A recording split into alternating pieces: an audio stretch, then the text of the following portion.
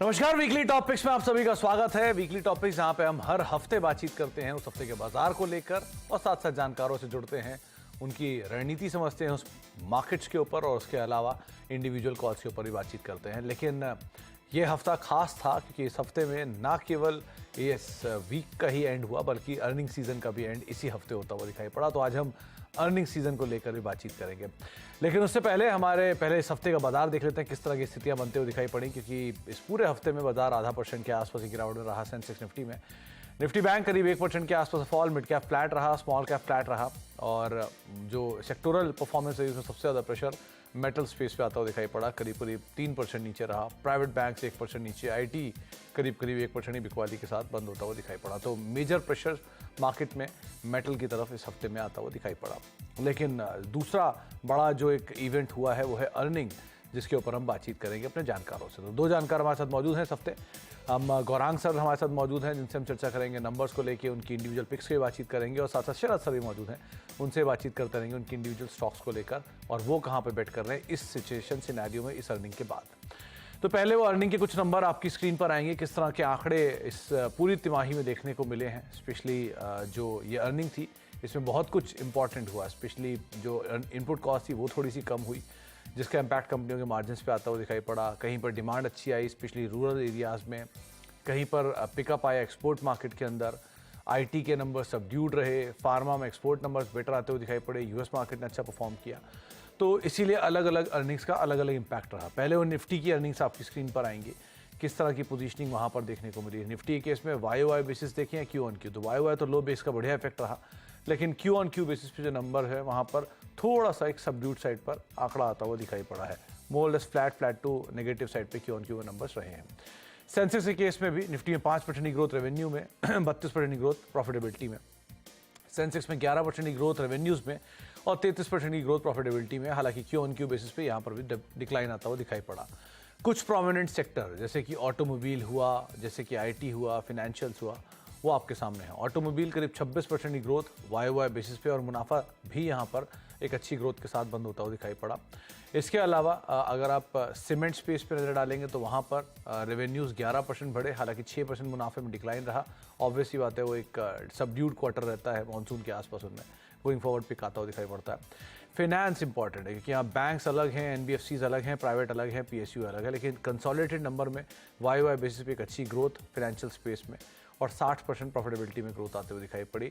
Oil and gas में OMCs के number better थे, अपस्ट्रीम में थोड़ा प्रेशर, तो 10% वाई बेसिस पे रेवेन्यू में दबाव रहा, लेकिन मुनाफे में 158% की बढ़त, क्योंकि लो बेस का एक बढ़िया इफेक्ट यहाँ पर आता हुआ दिखाई पड़ा। और लास्टली आईटी कंपनियां 11% की वाई ग्रोथ, हालांकि क्यू ऑन क्यू बेसिस पे नंबर्स में 5% का एक डिक्लाइन आता हुआ दिखाई पड़ा और रेवेन्यूज फ्लैट रहे। तो इन सभी आंकड़ों की पृष्ठभूमि में बातचीत करते हैं अपने जानकारों से। नमस्कार गौरांग सर, आपका भी, और शरद सर आपको भी नमस्कार। पहले तो गौरांग सर, अर्निंग्स को लेकर क्या आपने रीड किया इस क्वार्टर में? कितने जो बाजार की अभी स्थिति है, क्या पूरी तरह से ये इवेल्युएट करती है अर्निंग को, या हम थोड़ा ओवर निकल गए थे, अब राइट साइज हो रहा है मार्केट के लिए? बहुत बहुत धन्यवाद सुमित, इस शो पर आमंत्रित करने के लिए। और आप सभी को हमारे तरफ से ये जो पहली तिमाही के नतीजों का निर्णायक तरीके से पर्दे गिरे हैं, और क्योंकि कोई ऐसी बड़ी नकारात्मक परिस्थिति सुमित अगर मैं कहूँ तो सामने नहीं आई, तो ये अच्छी बात है हमारे सबके लिए।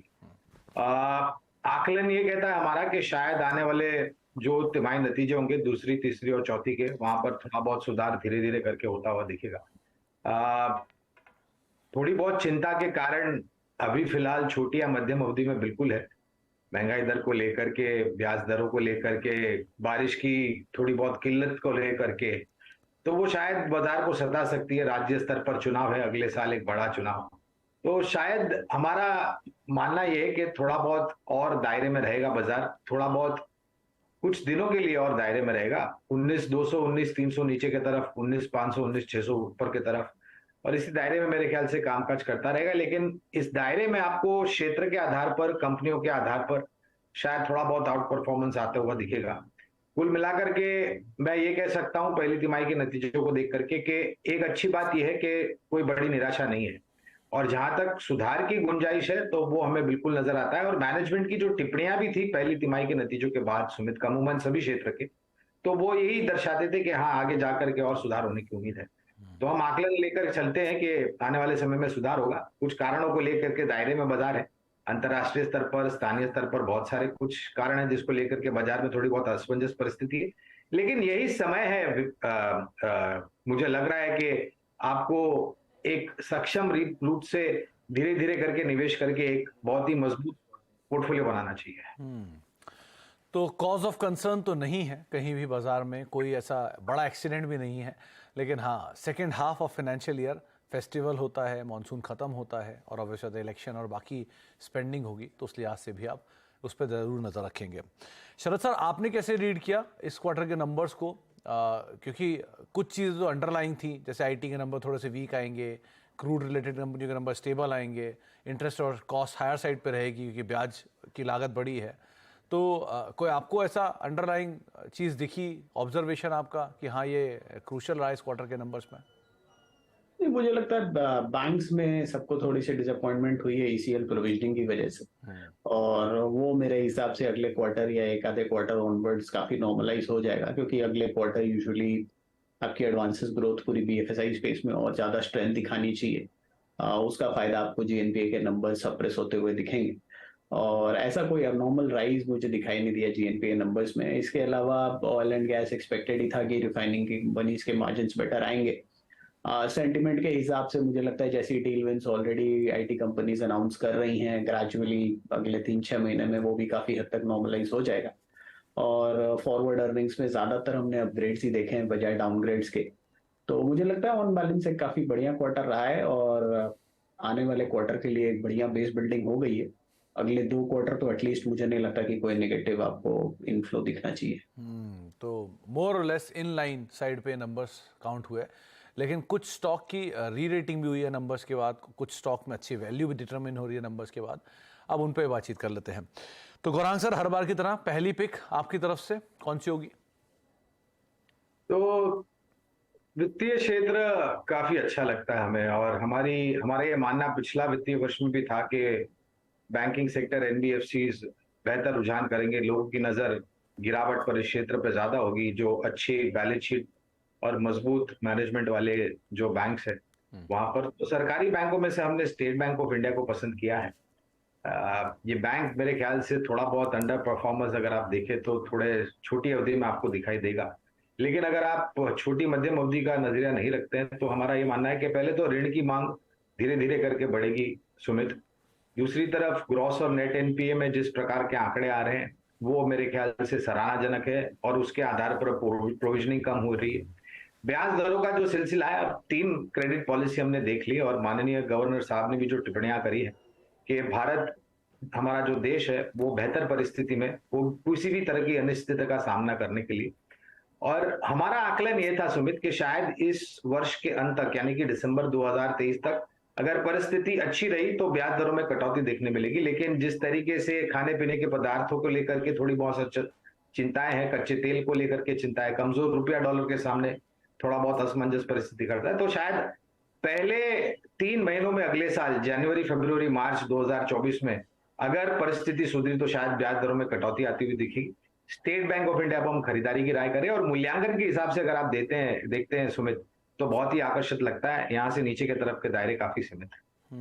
तो एसबीआई नंबर्स के बाद पोजीशनिंग बेटर साइड पर, सब्सिडरी का स्ट्रॉन्ग परफॉर्मेंस, हायर लेवल से करेक्शन के बाद एक अच्छे वैल्यू, और अगर आप बैंक्स फाइनेंशियल में कुछ ढूंढ रहे हैं तो एसबीआई एक अच्छा नाम हो सकता है। तो ये पहला नाम गौरांग सर की तरफ से। शरद सर, आपकी तरफ से पहला नाम? क्रॉम्पटन ग्रीव्स के नतीजे कुछ खास नहीं थे इस क्वार्टर में, और कंपनी पिछले कुछ समय से थोड़ा प्रेशर झेल रही थी। बट हमारा ये मानना है कंपनी ने जो स्टैंडर्ड प्रोसेस अभी डिजाइन किया है नए वाइट एरियाज में, वाइट मार्केट्स में एंट्री करने का, तो अगले 2 से 3 क्वार्टर में 2 से 3 अनाउंसमेंट्स की आप उम्मीद कर सकते हैं बड़े वाइट स्पेसेस में जहां वो एंट्री क्रिएट करेंगे। इसके अलावा वो छोटे टाउन्स पे भी फोकस कर रहे हैं अपनी डिस्ट्रीब्यूशन रीच को बढ़ाने की, जिसका फायदा आने वाले समय में मिलना चाहिए। और जिन कंपनी प्रीमियमाइजेशन पे भी फोकस कर रही है, ज्यादातर सेगमेंट जहां कंपनी ऑपरेट करती है, fans, electric consumer durables, LEDs, ये सब जगह में उनको है कि प्रीमियम जो मार्केट है वहां पे सीएजीआर कंपैरेटिवली मच बेटर है विज़ावी मास मार्केट के। तो जैसे जैसे कंपनी का ये प्रीमियमाइजेशन एफर्ट, जो cost saving effort, cost cutting efforts उन्होंने पिछले 3-4 सालों में किए हैं, उसका फर्क नंबर्स में दिखने लगता है। हमें लगता है आने वाले समय में ग्रोथ काफी डिसेंट रहनी चाहिए। और जैसे जैसे ये जो नए वाइट स्पेस वाली बात कर रहे हैं यहाँ पे, क्योंकि ये स्पेस काफी बड़ी है जो इन्होंने आइडेंटिफाई की है, 3-4-5 सेगमेंट्स करंट मार्केट से इससे काफी बड़ी। तो मुझे लगता है कि ये कंपनी है जहाँ बहुत बड़ी री रेटिंग आने वाले समय में हो सकती है। और ग्रोथ के हिसाब से FY 25 में 10 रुपए के आसपास की ईपीएस कंपनी रिपोर्ट कर सकती है। और जैसे जैसे ये नंबर्स और ये चीजें क्लैरिफाई होती हैं, प्लस कंज्यूमर ड्यूरेबल्स के हिसाब से लॉन्ग टर्म में मुझे लगता है डॉलर डेप्रिशिएट करना चाहिए विजावी इंडियन रुपी, वो भी कंज्यूमर ड्यूरेबल कंपनीज के लिए एक फायदेमंद चीज होनी चाहिए। तो 10 के आसपास की अर्निंग आती है और 40 का मल्टीपल मिलता है, तो 350-400 रुपए के लक्ष्य के हिसाब से क्रॉम्पटन ग्रीव्स। क्रॉम्पटन आगे आने वाले समय है भी उन कंपनियों के लिए जो कि वाइट गुड्स में डील करती हैं। फेस्टिवल डिमांड भी रहेगी और प्लस वो नया एक्विजिशन जो कंपनी ने किया है वो भी पैन आउट होता हुआ दिखाई पड़ेगा। तो इन दोनों चीज़ों को आधार मानिए। और वैसे भी करेक्शन काफ़ी है, तो करेक्शन के बाद अब डाउन साइड थोड़ी लिमिटेड पॉसिबिलिटी दिखाई पड़ रही है। तो आप देख सकते हैं क्रॉम्पटन ग्रीव्स को। गौरांग सर, आपकी तरफ से दूसरा नाम। तो आपने प्रोग्राम की शुरुआत में ऑटो सेक्टर का जिक्र किया था, तो वहां से हमने एक नाम जो मेरे ख्याल से कल परसों चर्चा में था, महिंद्रा एंड महिंद्रा M&M, इसको हमने पसंद किया है। इलेक्ट्रिक वर्जन थार का लॉन्च किया है, ट्रैक्टर्स के नए रेंज इन्होंने उतारे हैं मार्केट में। एसयूवी सेगमेंट में ये सर्वप्रथम नाम आता है। ईवी के करार को लेकर के बहुत जल्द मेरे ख्याल से आपको यहाँ पर नए प्रोडक्ट्स लॉन्च होते हुए देखेंगे मार्केट में। और जिस प्रकार का इनका कमर्शियल व्हीकल का भी सेगमेंट है और ट्रैक्टर और एग्री इक्विपमेंट्स बाकी जो है, वो अगर भी ये पूरा समीकरण में करता हूँ और यूटिलिटी व्हीकल्स को भी मैं ध्यान में रखता हूँ और नए अवतार में और भी लॉन्च जो होंगे, ये पूरा मेरे ख्याल से एक बड़ा मौका है। मेरे ख्याल से कुछ हफ्ते 2 हफ्ते पहले आरबीएल बैंक में जो इन्होंने थोड़ा बहुत हिस्सा खरीदा था उसको लेकर के करेक्शन आया है, लेकिन अब वो बात इतिहास हो चुकी है सुमित। तो रिस्क रिवॉर्ड बहुत फेवरेबल है। तो महिंद्रा एंड महिंद्रा एक दूसरा विकल्प होगा लंबी अवधि के लिए। महिंद्रा एंड महिंद्रा बहुत दूर नहीं है अपने ऑल टाइम हाई से और बढ़िया तेज़ी दिखाई है इसने। और मल्टीपल टेलविंड इस समय काम काज कर रहे हैं, चाहे ईवी हो, नए ट्रैक्टर के सेगमेंट्स हो जो भी अफ्रीका में उन्होंने लॉन्च किए, प्लस मॉनसून का ट्रिगर, साथ साथ एक्सपेंशन, कंपनी की एसयूवीज़ को लेकर बढ़िया डिमांड, बहुत सारी चीज़ें जिसके आधार पे आप इसको नज़र बना कर रख सकते हैं। तो महिंद्रा एंड महिंद्रा एक नाम जिसके ऊपर आप लॉन्ग साइड पोजीशन अपनी देख सकते हैं। शरद सर, आपकी तरफ से दूसरा नाम। दूसरा नाम होगा ABFRL, Aditya Birla fashion retail. हमारा ये मानना है कि इस क्वार्टर में कंपनी ने लॉस रिपोर्ट किया है, बट आने वाले 2 क्वार्टर्स में लगातार आपको इम्प्रूवमेंट दिखाई देगा। कंपनी के पास काफी स्ट्रॉन्ग ब्रांड बास्केट है और टेक्सटाइल्स में जो रॉ मटेरियल का थोड़ा प्रेशर था वो भी काफी हद तक ईज आउट हो जाना चाहिए। वैन ह्यूजेन, लुई फिलिप, ये सब टाइप के ब्रांड्स हैं ऑलरेडी कंपनी के पास। इसके अलावा जो एक्विजिशंस कंपनी ने पिछले 2 से 3 साल में किए हैं, मुझे लगता है पोस्ट कोविड एरा में उनका बहुत ज्यादा फायदा कंपनी नहीं उठा पाई है, बट आने वाले समय में उसका भी फायदा मिलना चाहिए। जो इनका ट्रेडिशनल वियर वाला ब्रांड है वहां पे भी FY 25-26 तक ब्रेक इवन होना जाना चाहिए। कंपनी के लॉन्ग टर्म लक्ष्य लगभग 25,000 करोड़ तक अपने टॉप लाइन को ले जाने के हैं। तो हमें लगता है जैसे जैसे वो उसकी तरफ बढ़ते हैं, अगले क्वार्टर ऑनवर्ड्स आपको लगातार इंप्रूवमेंट देखने मिलना चाहिए। TCNS वाला एक्विजिशन भी लगभग सिंक इन हो जाएगा और ग्रेजुअली हमें लगता है over a period of time company 2 साल में 500-600 करोड़ के आसपास की प्रॉफिटेबिलिटी डिक्लेयर करेगी। और लॉन्ग टर्म में हमारा ये मानना है कि ग्रेजुअली जैसे जैसे ये पूरा थीम प्ले आउट होता है अर्बनाइजेशन का, हायर पर कैपिटा इनकम का, हाई प्रोबेबिलिटी है कि ऐसे स्ट्रॉन्ग ब्रांड प्रेजेंस वाली कंपनीज काफी प्रीमियम वैल्यूएशन पे ट्रेड करेंगी। ट्रेंट एक आपके पास एग्जांपल है। Trent in terms of volume third या फोर्थ स्पेस पे आता है, ये कंपनी सेकंड या थर्ड स्पेस पे आती है। लेकिन वैल्यूएशन वाइज ट्रेंट की वैल्यू मार्केट कैप लगभग 80,000 करोड़ के आसपास है और इनकी मार्केट कैप 20,000 करोड़ के आसपास है।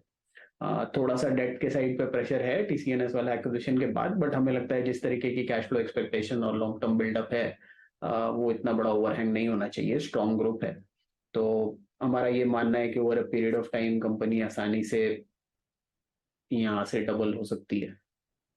शरद सर, एक बात बताओ, आपने 2 कंपनियां चुनी, दोनों ही केस में फेस्टिव क्रूशियल है गोइंग फॉरवर्ड और दोनों एक्विजिशन करके बैठे हैं। TCNS की क्लोथिंग की बात करूं या बटरफ्लाई गांधीमती की बात करूं, तो इनके इम्पैक्ट का भी अभी तक पूरा जो कंसोलिडेशन उसका इम्पैक्ट पूरा आया नहीं है, तो शायद 2 क्वार्टर में वही पूरा इम्पैक्ट दिखाने लग जाए। तो क्या ये कॉमन था क्या? और वैल्यू भी और दोनों में अच्छी मिल रही है हायर लेवल से करेक्शन के बाद, यही पिक किया है क्या आपने? नहीं, देखिए रिजल्ट में जो भी थोड़ा बहुत परफॉर्म करते हैं उनको तो वैसे ही, अभी बाजार थोड़ा तेज था तो सब चीज उसी में रिस्पॉन्ड कर जाती है। बट जहाँ थोड़ा सा मिक्स्ड रिजल्ट है या थोड़ा सा आपको 1-2 क्वार्टर फॉरवर्ड व्यू लेना है, तो मुझे लगता है वहां पे आपको वैल्यूएशन कंफर्ट ज्यादा मिलता है। तो अगर आप वैल्यूएशन कंफर्ट, आपको मार्जिन ऑफ सेफ्टी थोड़ी ज्यादा मिलती है, तो फॉरवर्ड अपसाइड भी आपको बहुत ज्यादा मिल जाती है वहां पे।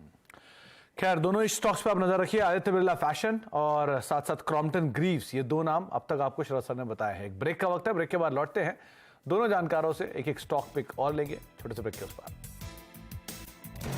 आप देख रहे हैं वीकली टॉपिक्स और हम बातचीत कर रहे हैं गौरांग सर से, शरद सर से, उनकी इंडिविजुअल पिक्स को लेकर भी और साथ साथ अर्निंग्स को लेकर भी। तो गौरांग सर की तरफ से 2 पिक्स ऑलरेडी आ चुकी हैं, SBI और M&M। अब गौरांग सर, तीसरी पिक आपकी तरफ से। तीसरी कंपनी है उड़ान क्षेत्र की सबसे दिग्गज कंपनी इंटरग्लोब एविएशन यानी कि इंडिगो। उस पर बात करने से पहले, पहली सकारात्मक बात करने से पहले एक या दो जो नकारात्मक छोटी या मध्यम अवधि में पहलू है उसकी जानकारी मैं आपके सभी दर्शकों को दे दूं। एक तो है प्रमोटर फैमिली से जो बिकवाली हुई हाल ही में, उसको लेकर के दबाव, और दूसरी है इनके पास जो हवाई जहाज है सुमित, वहां पर एयरबस, नियो प्लस, मैक्स वगैरह जो भी है, वहां पर जो इंजन लगे हुए हैं वो प्लैथ एंड विटनी इंजन लगे हुए हैं, और वहां पर कुछ इनके हवाई जहाज जमीन पर खड़े हुए हैं क्योंकि वो इंजन में कुछ दिक्कत आई है और वो दिक्कत सुलझाने के लिए थोड़ा बहुत समय लग रहा है। और दिक्कत ये भी है सुमित कि हवाई उड़ान वाली कंपनियों को जितने हवाई जहाज वो उड़ान भरे के रखते हैं तो उनको बहुत मुनाफा होता है, अगर जमीन पर आके अटकते हैं कुछ दिक्कतों को लेकर के तो उनको नुकसान ज्यादा होता है। तो हमारा मानना है कि ये छोटी मध्यम अवधि के लिए ये 2 दिक्कतें हैं, इसका जो पर्याप्त रीत से जो सुलझाना है वो मेरे ख्याल से समय अनुसार ये सुलझ जाएगा।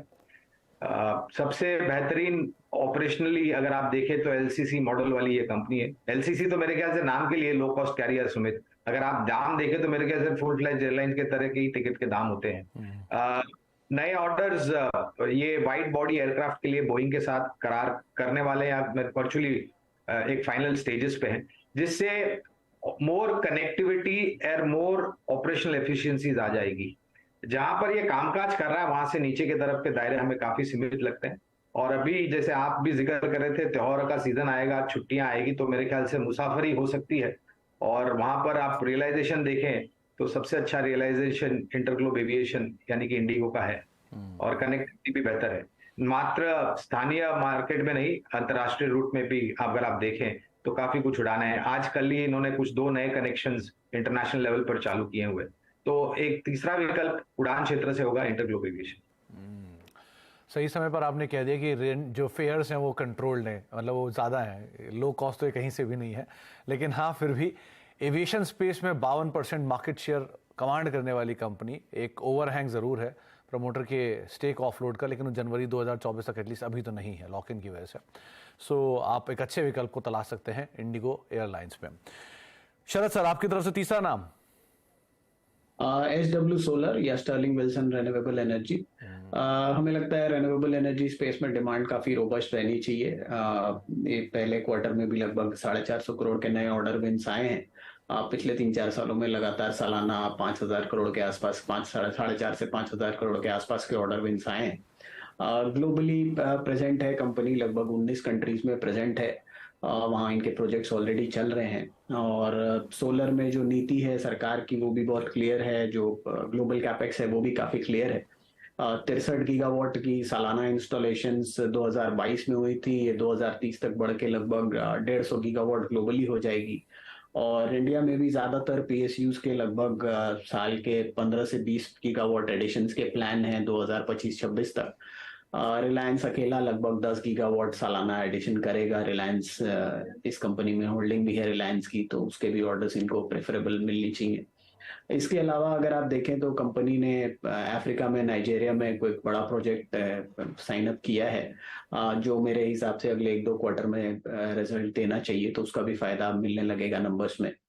इसके अलावा कंपनी के पास्ट प्रोमोटर्स ने कुछ प्रोजेक्ट लॉसेस के लिए इंडेमनीफाई किया हुआ है कंपनी को। तो FY24 में 200-250 करोड़ रुपए वो प्योर बॉटम लाइन एडिशन आएगी। और इसके अलावा टोटल जो इंडेमनिटी है वो करीब 1100 करोड़ के आसपास की है।